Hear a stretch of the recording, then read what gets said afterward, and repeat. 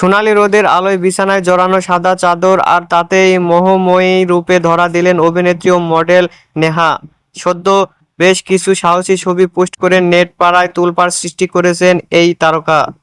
Facebook অ্যাকাউন্টে ছবিগুলো post করতেই ভক্ত নেটিজনদের নজরে চলে আসেন নেহা। দেখা যায় বেড অ্যাটাচড জানালা থেকে ছবিগুলো তুলেছেন। বাইরে থেকে আসা রোদ গায়ে পড়তেই ঝলমলিয়ে ওঠেন, সঙ্গে ফুটে ওঠে তার রূপ।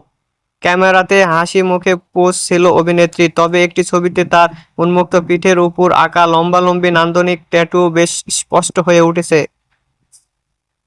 ছবির ক্যাপশনে তিনি লিখেছেন, যেখানে আলো থমকে দাঁড়ায় আমি ভাষা হয়ে উঠি। সব মিলিয়ে নেহার পুরো ফটোশুটেতে তার মুখের অভিব্যক্তি, আবেদনময় ভঙ্গি এবং আলোর নিখুঁত ব্যবহার এক ধরনের শৈল্পিক আবহ তৈরি করেছে।